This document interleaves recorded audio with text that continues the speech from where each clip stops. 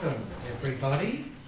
I'm pleased to welcome you to this gathering to recognise the exceptional human effort that resulting in the saving of some 10,000 Jewish children.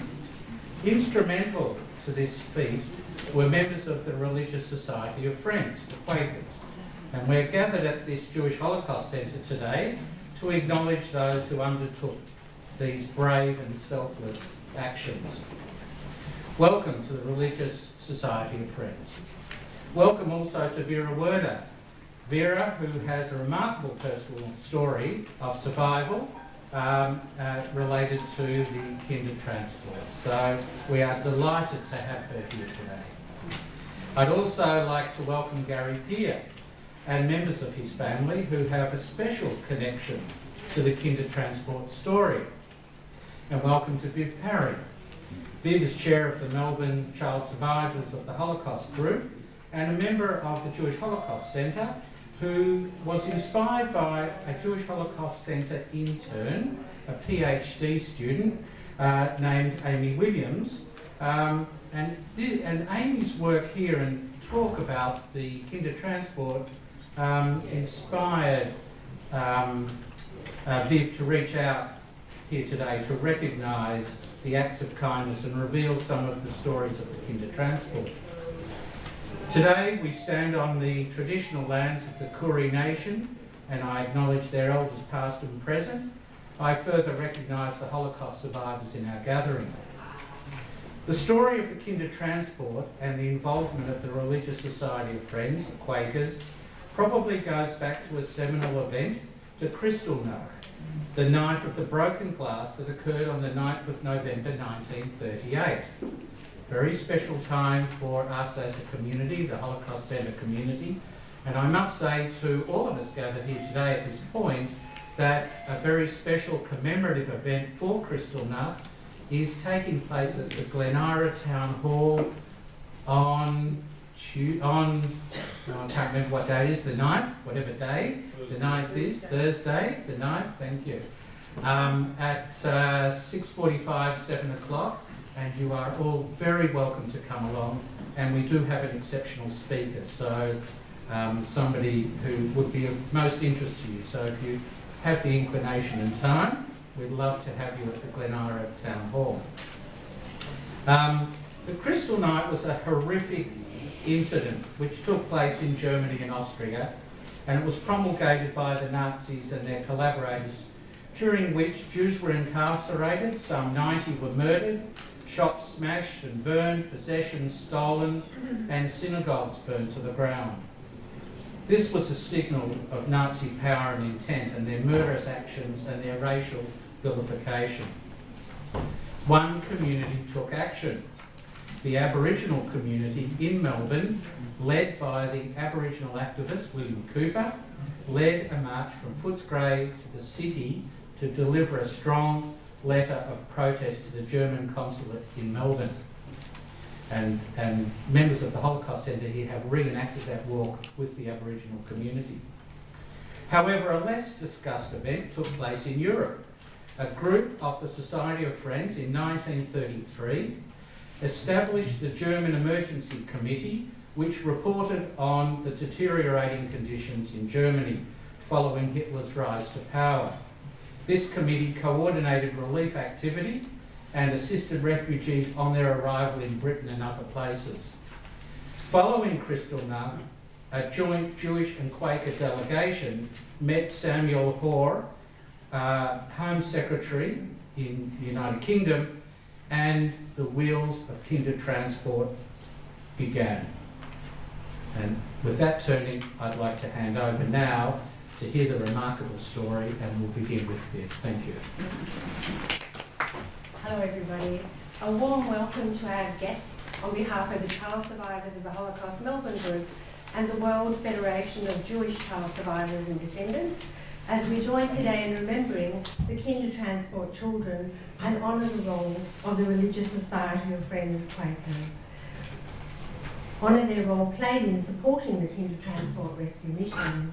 My name is Viv Parry, and I'm the 4th President of the Child Survivors of the Holocaust Group, which commenced some 27 years ago. I refer to myself as the chairperson of the child survivors because I am second generation and I am the group's representative. On a personal level, my mother's immediate family fled Berlin after Kristallnacht, November 1938, when my grandfather's dental surgery was destroyed. I still wear the gold bracelet from the gold that my grandfather as a dentist stored in the hope that he could pay his way out of trouble. When I think about the Kindertransport, my thoughts take me back to 1938-39, when the dark clouds of the Third Reich rolled across the European skies and the lives of all Jewish people living in Europe were in grave peril. Is it possible to imagine, as a Jewish parent, how you felt knowing the approaching terror was unstoppable? What was to become of your family, especially the children, now that almost every avenue for escape was gone? The offer from the British government to transport 10,000 Jewish children out of Europe was an extraordinary gesture in the midst of a family's nightmare existence. How do you trust strangers with your precious children? Will you ever be reunited again as a family? Who will be left to tell the rest of the world what happened? Amy Williams is in her second year of her PhD at the UK-based Nottinghamshire University and visited Australia on a scholarship earlier this year. Amy's research is focused on national and international perspectives on the Kindertransport, and it was Amy I turned to help provide the background information for this important event. And Amy writes, "There is a growing body of work that focuses on the history and memory of the Kindertransports, yet the significance of the Quakers' involvement still needs further study. The role of the Quakers is very important because the community organised, financed and administered Kindertransports, as well as helping other refugees find safety away from Nazi persecution. They were therefore instrumental in lobbying for unaccompanied children to come to Britain. Horrified by the events of Kristallnacht, the Quakers, along with other communities such as the Jewish community, pleaded with the British government to help the children who were in crisis. Their first plea was dismissed, but on November 20th, a delegation of both Quaker and Jewish individuals appealed to the government again. Some of these individuals include Bertha Bracey, Ben Green, Norman and Helen Bentridge, Wyndham Deeds and Lord Samuel. They were successful. The Home Secretary, Samuel Hall, who was from a Quaker family, heard their plea. Unaccompanied children could travel to Britain. The Home Office was responsible for their visas and facilitated their entry into the country. It was the tremendous care and efforts of the Quakers, the Jewish community and other Christian organisations who provided for and looked after these children. The Quakers worked across many communities in Europe and helped spread the word that Britain, for example, had agreed to accept refugee children. Parents registered with Quakers in their offices, and therefore they were issued with the documents to allow the children to embark upon their journeys to safety. On arrival, the Kinder were taken to live in hostels and homes provided for by the Quakers. Some 1,000 refugee children attended Quaker schools, illustrating how the community was concerned about the children's welfare and futures. This is further illustrated by the fact that the community helped provide books, clothing, food, work, training and bursaries for the Kinder. Asian School, Doverton Camp, Anna Essinger and Bunce Court School and Cheadle Film Hostel are just a few examples of the schools and hostels that the Quakers were involved with. Their work would not conclude in 1939, rather they continued to help many people after the war, and in 1947 the British and American Quakers were jointly awarded the Nobel Peace Prize for their work with refugees. We have come together today to recognise and honour the selfless contribution the Religious Society of Friends Quakers made to save the lives of Jewish children. It can never be underestimated how the dedication and selfless determination of this inspirational group of people enabled so many families to be eventually reunited.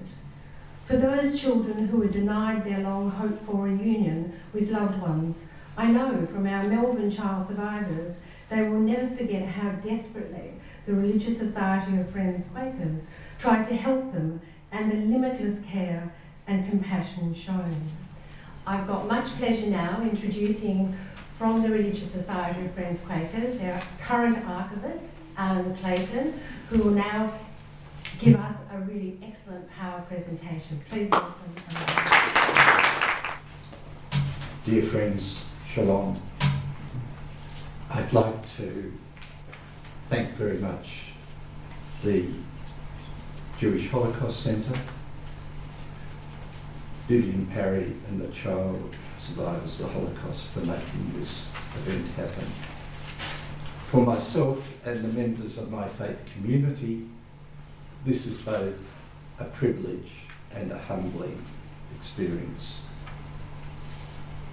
My allotted role is to give a little of the background of Quakers and their beliefs and practices which have evolved over 350 plus years, which might help explain as to why they may have been led to be involved with the Kindertransport and some of that involvement.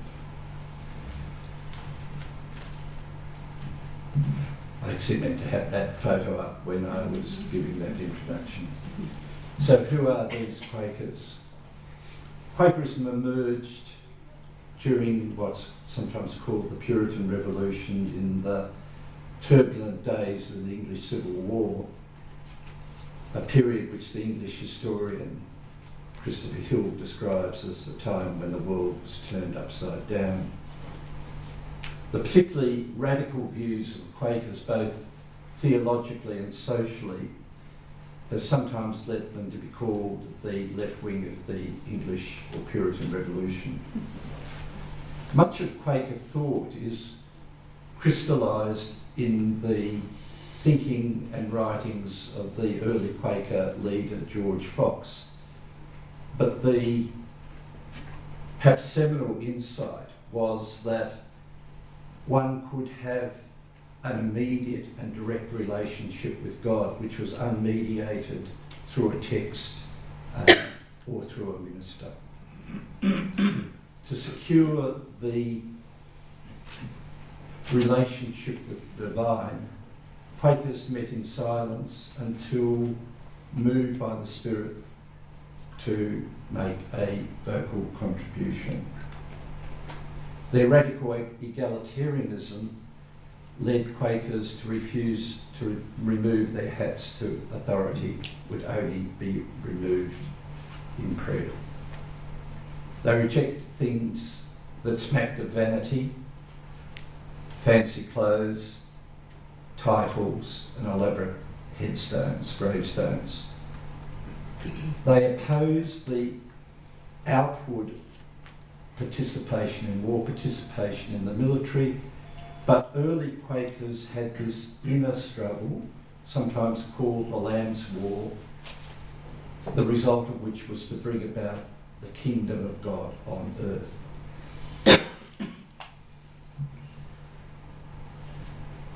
It's impossible in a short compass to try and summarise Quaker belief. An even more impossible task would be to try and summarise the Talmud.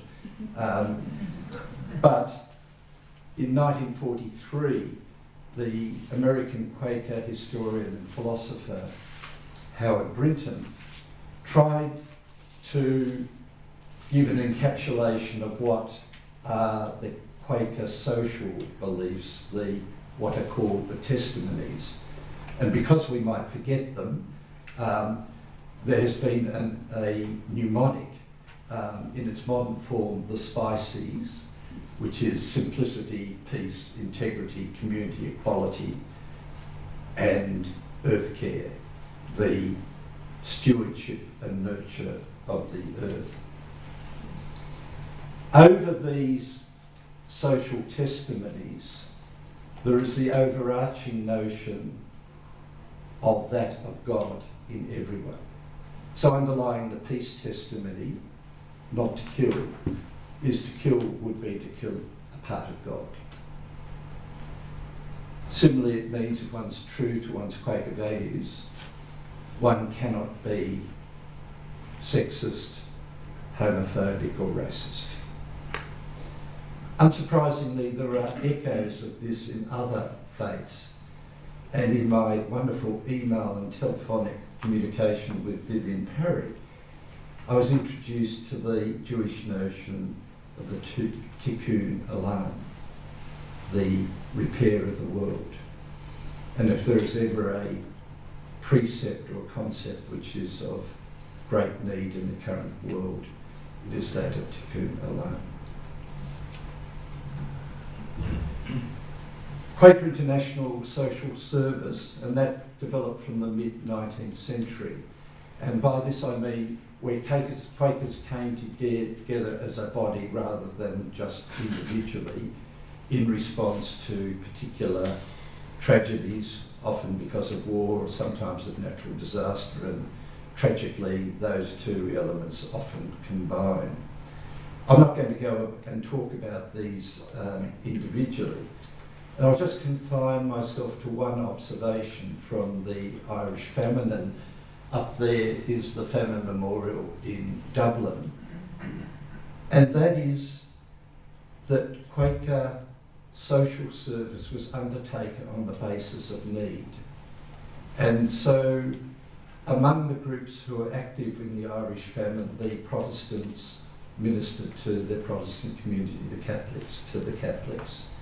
The Quakers were one group who provided their aid irrespective of that denomination. And that's had a lasting legacy. So Quakers have had a not insignificant role in the more recent peace processes in Northern Ireland, and they're able to do that because they were trusted in a legacy going back to the famine as fair dealers on all sides. I just mention in relation to the Franco-Prussian War, this was the first time in which the Quaker Star, the red and black star there, which has been the symbol of Quaker social service ever since, and what you see there is the badge of the Friends War Victims Relief Committee. No events happen in a vacuum, and many of the threads leading to the Kindertransport emerged during the period of the immediate post-war period. The Friends War Victims Relief Committee was revived in 1914, and it undertook work in between 1915 and 1918 in the Netherlands, France, Belgium, and the Balkans, and in 1917 they were joined by the American Friends Service Committee.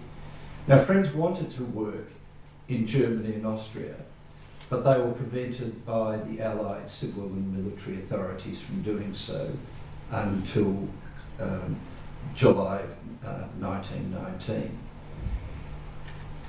The Quaker Herbert Hoover, who later became President of the United States, was appointed as the American Relief Administration Authority in Europe. And he asked Rufus Jones, who was the head of the American Friends Service Committee, to undertake that relief work in Germany. What they found that the greatest and immediate need was the situation of seriously malnourished children. What resulted, the response, what is in German called the Quaker Speisung, or Quaker feeding. That was the operation that provided food to these children. At its peak in June 1921, about 1,000 Quaker volunteers, supported by more than 40,000 German helpers, were operating 2,271 kitchens, 8,364 feeding centres in 1,640 communities across Germany, providing food to more than 1 million children every day. Over the period of the program operated until October 1924, more than 5 million children were assisted. That is a quarter of all children born between 1909 and 1919. The legacy of the Quaker spirit was significant. Many, including members of the Nazi Party, remembered it, and it did facilitate entry by Quakers to talk to German officials and negotiate on the behalf of German Jews. Rufus Jones, who was probably the most prominent American Quaker of the 20th century, in 1938 met with Reinig Heydrich, who notoriously was to become one of the architects, unfortunately, of the Shoah. And in that meeting, he was able to assist the immigration of at least 960 Jews. And in his reflections afterwards, he thought that the reason that Heydrich let that happen was because of his understanding of the Quaker spirit. As well, there was many contacts between Germans and Quakers, and particularly German Jews, which would become important in the 1930s. Immediately after the First World War, a British Quaker, Carl Heath, thought that one idea to bring peace was to have a series of Quaker embassies. In practice, it didn't quite turn out like that. The Quaker embassies were Quaker centres, and there were a number of these throughout the world, including 3 in Germany, 1 in Berlin, 1 in Frankfurt, and 1 in Nuremberg. In 1931, the British Friends Service Committee appointed Corder Catchpole, and in this I'm going to try and keep to my time. There are some people I'd like to talk a lot more about. Corder and Gwen Catchpole among that, and they took up the position at the German Quaker Centre, and in April 1933, soon after assuming power, the Nazis forbade Germans, or called on Germans to boycott shopping in Jewish stores and shops. The Catchpoles, along with a number of Quaker German Quakers rather, openly visited shops. Their residence was raided. He was taken to Gestapo headquarters, interrogated and not released for 36 hours, and charges against him held over for another year. Corder Catchpole, along with another British Quaker, William Hughes, also visited the families of Jewish prisoners and tried to secure their ability to immigrate. From around about 1933, a number of Quakers became actively involved in establishing forms of educational support, particularly a number of schools. Chief among these was a young Quaker, Bertha Bracey, who was a Quaker teacher who in 1921 went to work in the Vienna Quaker Centre, where she was actively involved with youth work, and then went on to work in the Quaker centres in Nuremberg and Berlin. She was actively involved in the Quaker spirit. With a German academic and teacher of social workers, Hilda Leon, she founded the Stokely Rough School in Hillsmoor in England, and in 1934 she established a school in the Castle Eerd in the Netherlands, again for German Jewish children.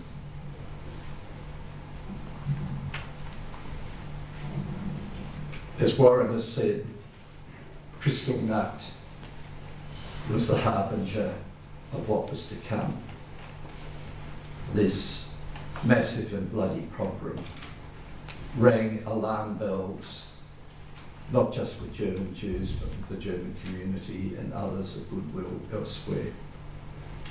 As it was too dangerous for British Jews to travel to Germany, senior members of the British community, Jewish community, arranged for 6 Quakers, a delegation, to visit Berlin and report back on what the situation was.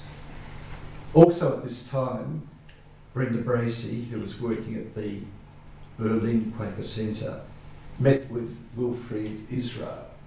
And again, if I had much time, I would like to talk a lot more about Wilfrid Israel, but I can't. An Anglo-German businessman. The family operated the Israel store in Berlin, which was one of the largest stores there. About a third of their staff was Jewish, and he gave them 2 years' pay and assisted them to get out of Germany, largely to the United States. Wilfrid Israel introduced Bertha to the heads of the Jewish Women's Organisation. And this just shows the power of networking and cooperation, because it was this network that was able to be activated with the Kindertransport. As well, every one of the 6 members of the Jewish delegation had worked with Wilfrid on relief work after 1919. The report of the Quaker delegation was sent to the British Prime Minister, Neville Chamberlain. One of its chief recommendations was that unaccompanied Jewish children should be granted entry into Britain. However, Chamberlain refused that request. Following this refusal, a joint delegation, a joint Jewish and Quaker delegation, and Vivian has given the details of that, met with the Home Secretary, Samuel Hoare. Now, Samuel Hoare was an Anglo-Catholic, but if you looked at his full name, it was Samuel John Gurney Hoare. And Quakers amongst us will know Gurney is a very famous Quaker name, except they hadn't been Quakers since the 19th century in the most part. And he was also, his great-great-aunt was Elizabeth Fry. So it's in a fairly illustrious trip. So whether it is that, or more likely the intervention of Philip Noel Baker, who was a Quaker MP, the only person to be an Olympic medalist and a Nobel Prize winner, but Philip Noel Baker pressed very heavily privately on Samuel Hoare. So whatever the basis of that, the British government reversed that decision and said it would permit an unspecified number of Jewish children to enter. Now, like most of these things, there are strings attached.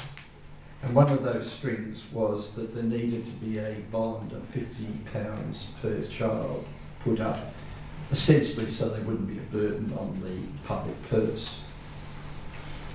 It would appear that Quakers raised this bond for more than 6,000 of the 10,000 Kindertransport children. It meant raising an amount which in today's money is probably about £17.5 million. After having got the approval, the task then was to publicise as widely as possible the availability of this. And this was done through Jewish organisations, Quaker organisations, refugee organisations, with these officers, and which is again alluded to, in which there could be registration and then the issuing of papers for transport to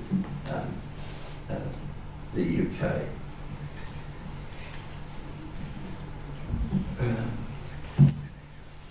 These are the Kindertransport routes. As mentioned, the Jewish communities in these areas coordinated that process. in relation to the Czech Kindertransport from Prague, a English Jewish banker, Nicholas Winton, was actively involved in the rescue of 669 children. The first trains departed on the 1st of December 1938, which brought 200 children from a Berlin orphanage which had been destroyed on Kristallnacht. The Kindertransport continued until the British Home Office on the 30th of August 1939 prevented it with the declaration of war. Shamefully, the Home Office sent a letter to the Dutch government saying that children on an existing transport, which was going on the 30th, would not be better for the UK. The children on that train were turned around and sent back to Germany. Excuse me.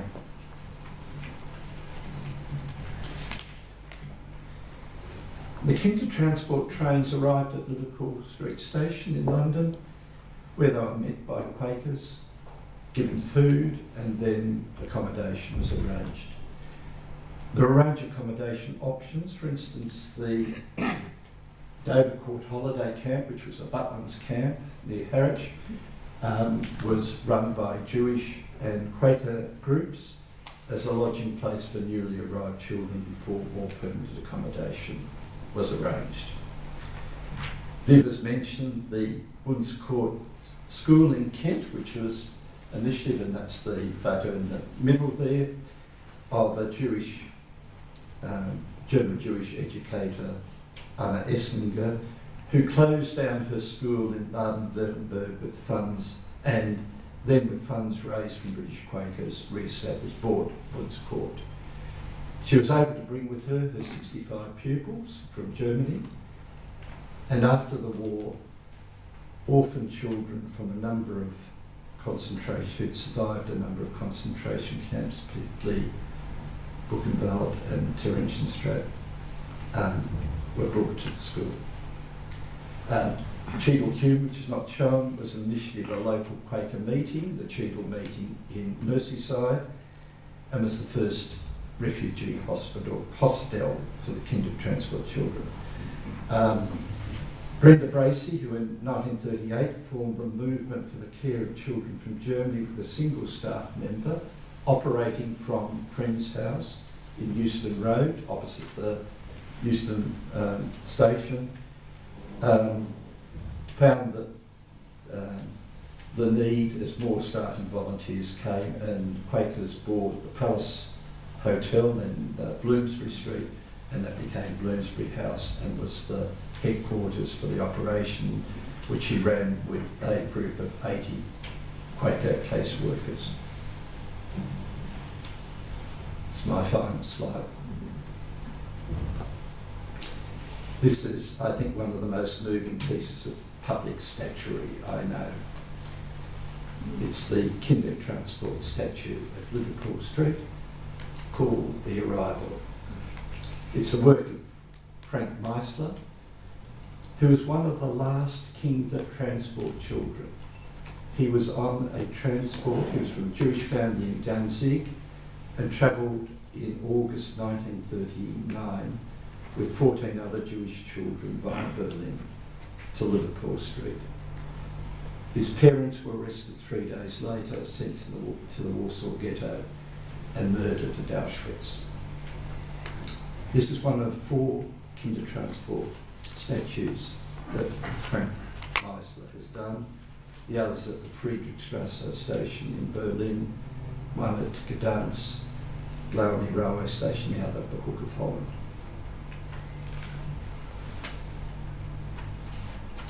So in closing, I'd like to again thank the Jewish Holocaust Centre and the child survivors. I, along with my fellow Quakers, are very proud of what happened. But it's a pride, not a hubristic pride, because it was their efforts, not ours. And just as within the Jewish community, the true practicing of Tikkun Olam, they really hold up a mirror to us of how we respond to current need. The Australian Quaker book of faith is called This We Can Say. Perhaps the more important question is, what did we do? I think we're all a little better off for having heard Alan's amazing transcript of what happened, and it's built an even stronger bridge between the Jewish community and the Quaker community. Thank you so much. Thank you so much.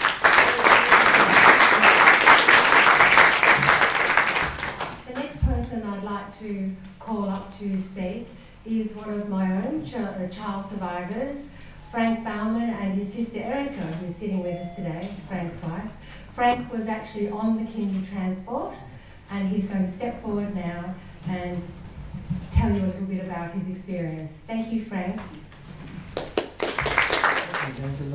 I learned a lot tonight, this afternoon, about Quakers, which I didn't know. My story is a bit different because it was organized by Kultusgemeinde in Wien. I also agreed that the story should start with Kristallnacht, which I actually witnessed. So I will read in my version. In order to more fully understand the wonderful work done by the Quakers and the contribution to serve Jewish children from the brutality of the Nazi regime, we probably need to start with Kristallnacht, which was in November 1938. We were living in Vienna at the time. I was nearly 8 years old, and my sister Erica was 10 years, nearly 10. On Kristallnacht, my father's shop was looted, and he was imprisoned in Dachau along with thousands of other Jewish men. He was released about 6 months later because my mother was able to get passports to leave the country. My mother was also able to accept the opportunity for my sister and me to leave Vienna on a Kindertransport which left Vienna on the 12th of July 1939. We went to live with our grandparents, who moved to London several months earlier. When we arrived at our grandparents' home, both my sister and I wrote a letter to our parents in Vienna describing our journey. My mother kept these letters and passed them on to us. I'm going to read the letter I wrote. It was of course written in German, but which I translated into English. Describing the journey is worded like a child of that age. The contents of the letter written by my sister is very similar to the letter I wrote. However, there are 3 significant and interesting additions. Number 1, the age group of the Kindertransport varied from the very young up to about 17-year-olds.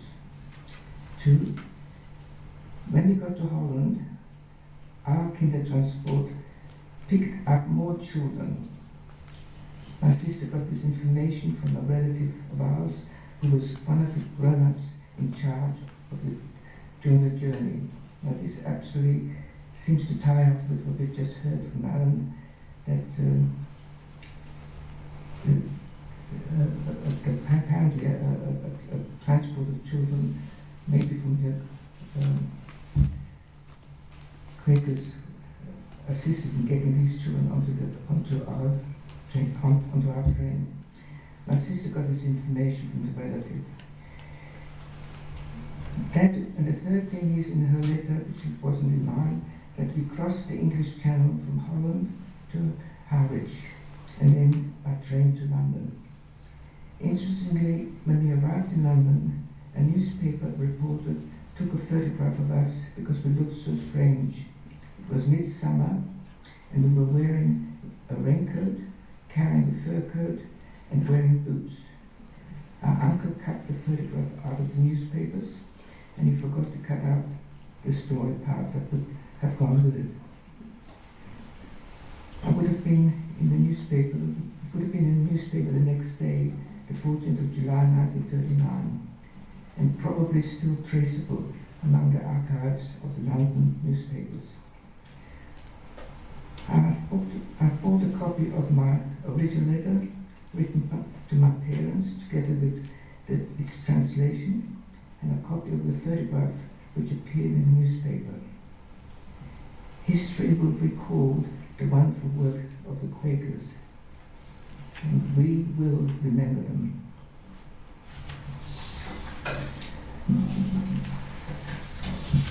So this is my letter which I wrote to my parents in July 1939.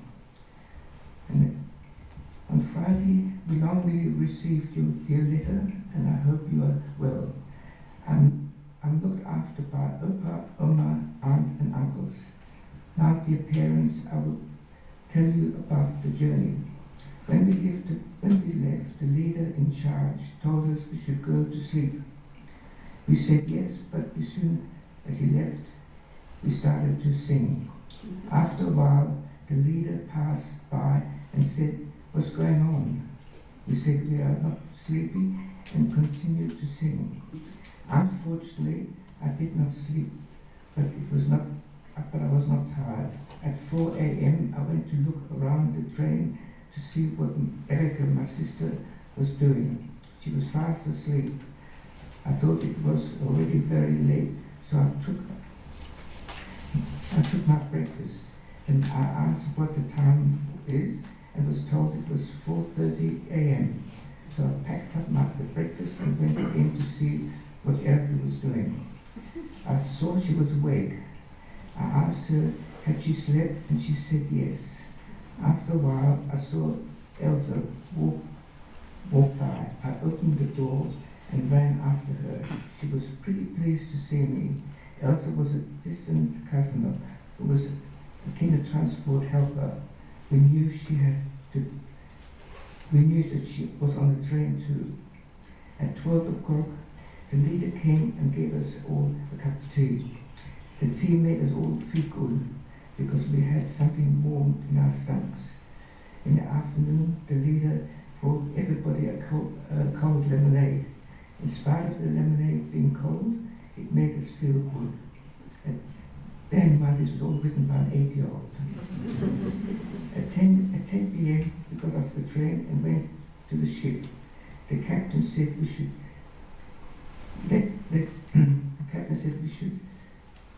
let us in at 11 p.m.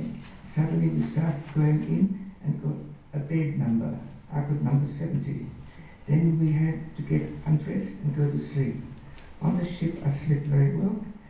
They even had to wake me up. We went upstairs and got a banana, an apple, milk bread and butter and tea. The tea was so bitter that I put 5 lumps of sugar in and it was still too bitter to drink.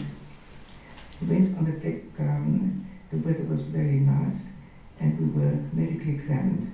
We again went to the train, looked for our suitcases and then went to the waiting room where we had to wait 2 hours. There was some grass nearby and the man said we could go there. We put down our things. The man had a ball and whoever wanted could join in to play football. I did not join in, but we could play whatever we wanted. When the children playing football got tired, the man told us to get dressed and we went back to the train. We boarded this train and at 1 p.m. the leader gave us all a bar of chocolate. When the train stopped, we asked in English, "If you please, is here London?" The answer is yes. We got off the train, we were led to a big hall and with benches. Suddenly we saw our Uncle Birchie. The leader called out, "Bowman." Uncle Birchie looked for us looked for the suitcases.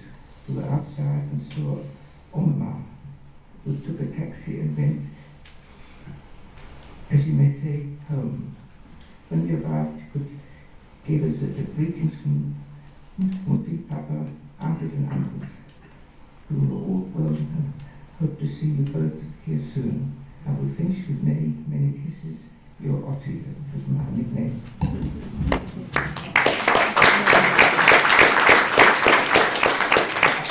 Actually made a photocopy of my original letter, my handwriting. So this is a handover. Thank If you want it. Thank you Thank you so very much. Thank you.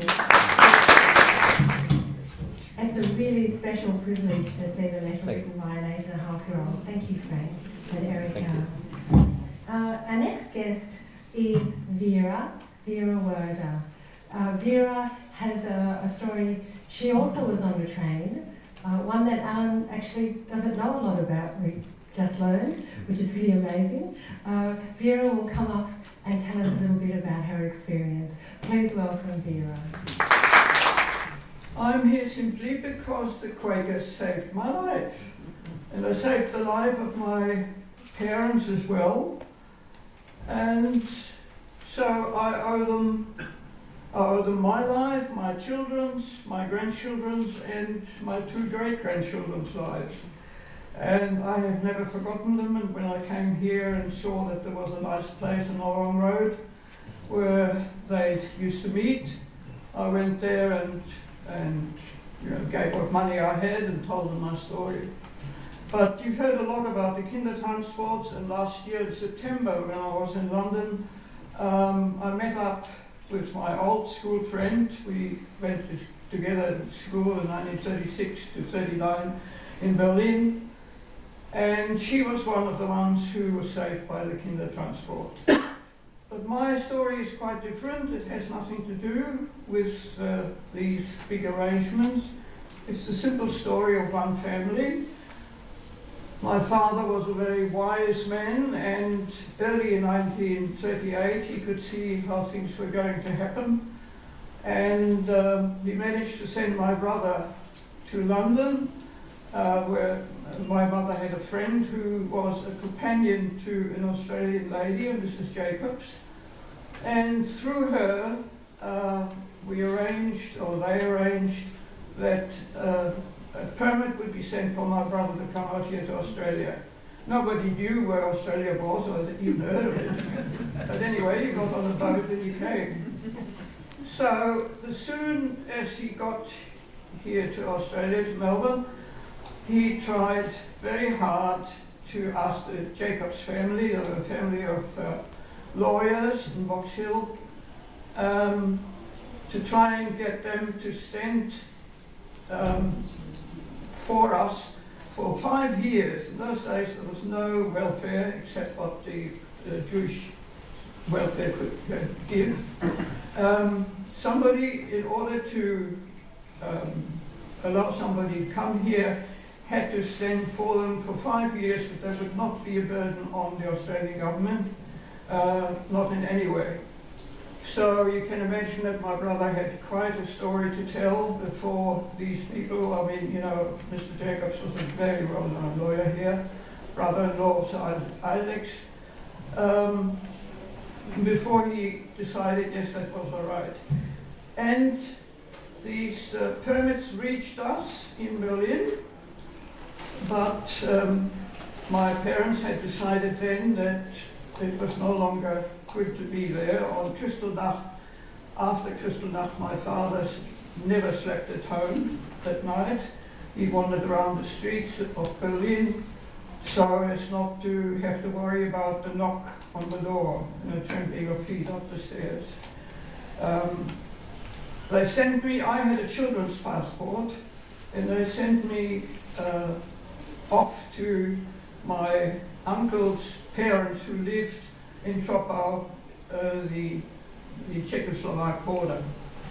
And so I got there, and I must admit that the German guard was an absolute bastard.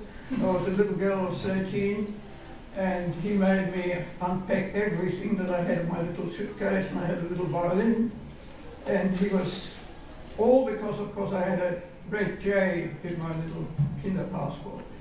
However, the Czech guy was very, very nice and decided he'd take me home to my, well, so-called grandparents, which he did. And I stayed there very happily for about 3 weeks, and then my parents asked me, or asked my, grandparents, so to speak, to send me off to Prague. Now, I got on the train and went to Prague very happily. It never occurred to me how my parents, who had left in Berlin, how they happened to be in Prague a few weeks later. But the story is that Mum and Dad just left. We had a lovely 7-room flat in a nice part of Berlin, and he just threw in the keys, left everything, and just a rucksack with some clothing. They tried to cross over to the Czech border and through one of the skiing resorts that they knew so well. However, the German guards, with their huge Schäferhunds, I suppose, big dogs, they tried 2 or 3 times and they couldn't make it. My mother just about had a breakdown and decided we'll never get out of here, when a very big, real storm broke out, a snowstorm. And my father waited till about midnight and then said, well, we'll have to go now or never, because hopefully the guards with their dogs won't be outside. Because they used to send the dogs after you even when you crossed the border to maul you to death if you made it. So they did make it, they did, and they came to Prague where my uncle, who was a Czech, and my aunt, looked after us and so on. My uncle had a younger brother who was a lawyer who was at that time in Spain fighting Franco. And so we were put up in this 1-room flat that he had in Prague. Yes, well, we had the permits to come out here, but unfortunately no more than a few weeks later, I'm not sure of the date, but it must have been, I think, March of 1939, that of course Hitler overtook us, and on the day that he invaded Prague, the sky became absolutely black. There were thousands of planes coming over, and the Czechs, who'd never believed that he would take Czechoslovakia, were dumbfounded, whereas of course my father had all the time known that this was going to happen, but we just couldn't get out. So then pandemonium broke out, and where to go and what to do. You went to all the various embassies and everything to, go to South America, go anywhere. And as it is in these situations, very soon some rumour spread that there were some people called the Quakers who apparently had chartered a train, a huge train, and that if you were not wanted by the Nazis and you were not a criminal and you had some sort of place to go to from London, you were welcome to join this train. So I remember that Dad and I stood in I think we waited 4 or 5 hours. You have no idea the people that were standing there waiting to go.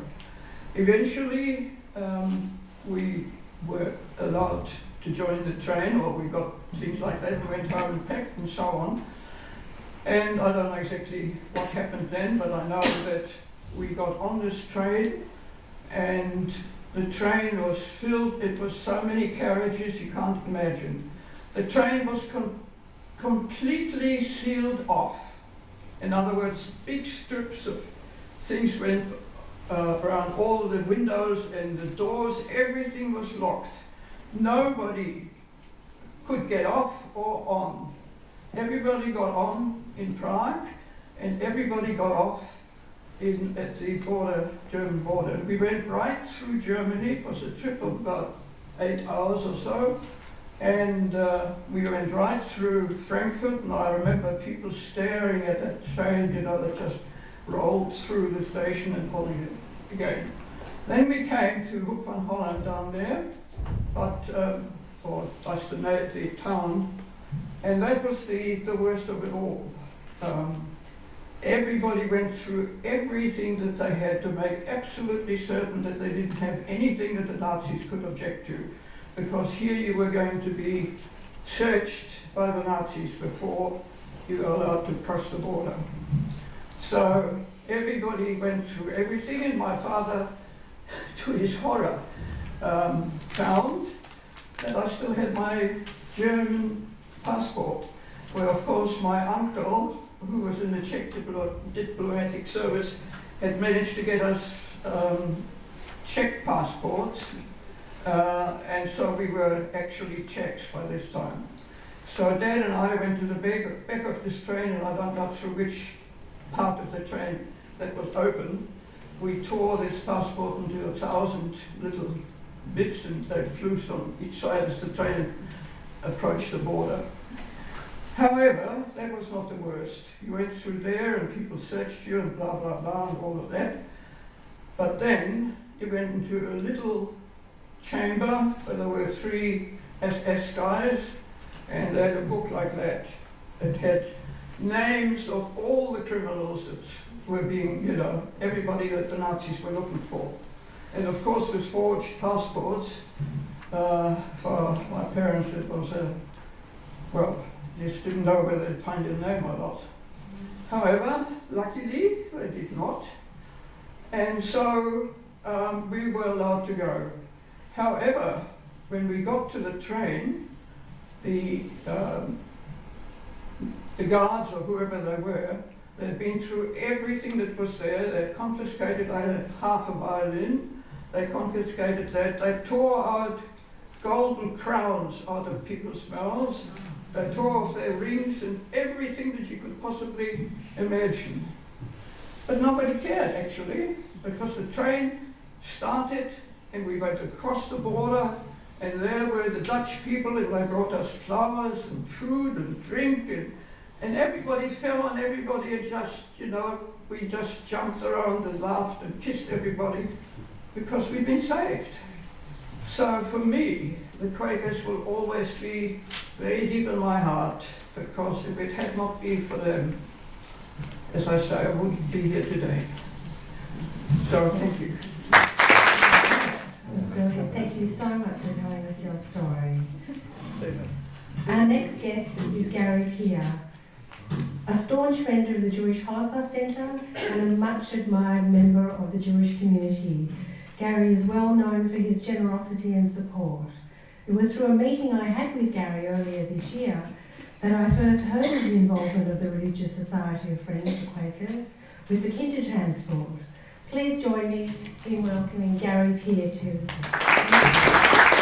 Thank you very much. It's very difficult to contribute much after those incredible stories, so thanks for sharing that with us. My father, Eugene Blumenfeld, was a very proud Austrian, and he was awarded the Iron Cross for his brave service of the Austrian army during World War I, serving in the cavalry. So it was no surprise that when the Nazis were welcomed into power in Austria on March the 12th, 1938, he had no intention of leaving his beloved country, nor any of his family doing so. And my mother told of the day the Nazis came to their apartment and put a gun to my grandfather's head, demanding he sign over his possessions, and he fearlessly scoffed at them and sent them on their way.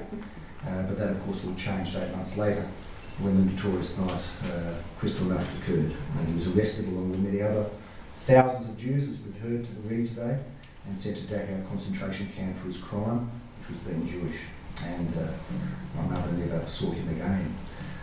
Whilst my grandfather was in a concentration camp, my mother, then a 17-year-old teenager, decided she had to take action and try to save the life of herself, her brother, and her parents after that, and get them out of the besieged city of Vienna. And when the world had mostly closed its doors, she found the Quakers, or perhaps the Quakers found her, providing her safe passage to London on the Kindertransport. And if, in all likelihood, not for the Quakers, then I certainly wouldn't be here, nor would my uncle, my children, and my many cousins. So there's 3 of us here in the room today that are direct descendants. And there's certainly thousands and tens of thousands of people, all a result of the incredible work of the Quakers. Sadly, my grandparents were murdered and never reunited with one another, and never to be seen again, and just through rumour and I guess discussion, it was found that they were one killed escaped their train, my grandfather and my grandmother at Auschwitz. So I didn't know much about the Quakers, and as I grew up, I was always a curious kid. I always said to my mother, "Who are the Quakers? Who are they?" She'd say to face, I don't know who these Quakers are either. All I know is that they, I don't know. They saved my life as an estate agent. I know the Quakers have great property in the road.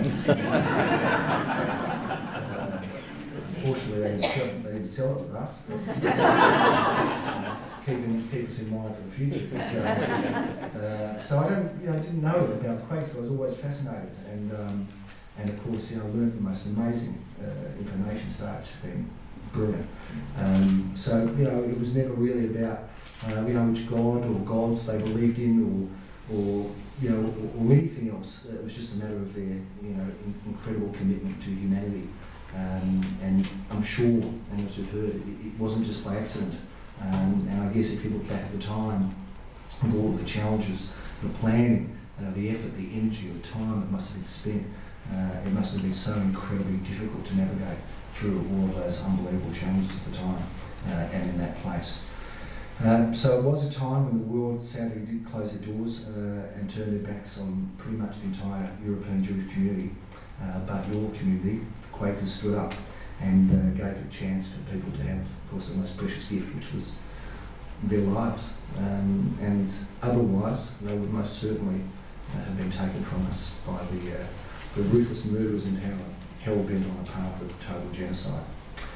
Now, whilst we understand the humility of the Quakers, and you don't seek thanks and nor necessarily recognition for what I understand you consider your basic duty to humanity, I think your visit here, and hopefully you'll have time to look around here, will really show, I guess, what you saved so many people from, because certainly those that weren't fortunate enough to be saved by the Quakers did achieve a destiny that certainly is very well and tragically laid out here. So, irrespective of your humility in accepting our thanks, recognition, and we've got some things to give to you in a moment, I guess it's really just about a shining example for us as all people of what some groups can do, what they can stand up for and demonstrate at the worst of times through racism, prejudice, and God forbid genocide. I came from, and certainly Viv, I know, works, of course, in this, and lives and exists and works in this world of very affected and damaged people. And this place shows why it is so. The centre stands for so much education, remembrance, reflection, commemoration, but also, I believe, it surely does stand for gratitude. Gratitude to those few brave enough to do what the Quakers did.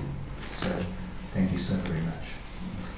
Can I please welcome to the front from the Quakers, Dale Hess, Roel Thomas and Alan Clayton. I'd like to present to them the plaque, a certificate and an anthology book, and this is certainly just a small sign of our thanks and gratitude to the Quaker community.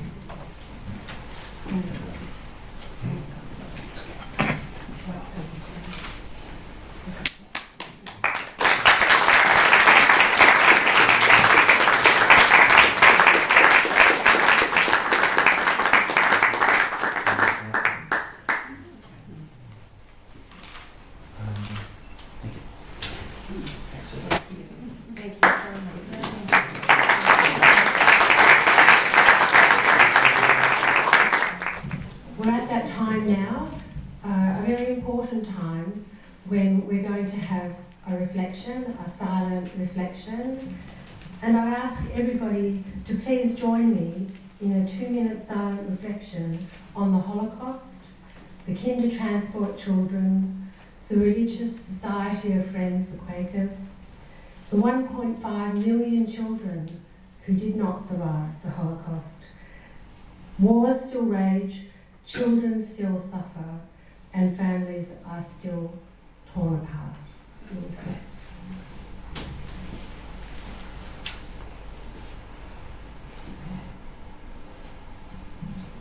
Thank you all. I now welcome Warren Feinberg again to close this session. Thank you, Warren. Well, thank you very much, everybody. Thank you to all the contributors who have shared their stories. We're very grateful to them, and thank you to all the people who've come to listen, and we're grateful to them for coming to share that history and perhaps pass it on and let others know about it. Now, the Holocaust Centre has a museum, and we would welcome your time in walking around. We have a few guides who are very experienced at taking people around and very knowledgeable, and would be a wonderful chaperone if you wish to have that, or you could have your own personal time walking around. And we have light refreshments as well. So thank you very much indeed for coming.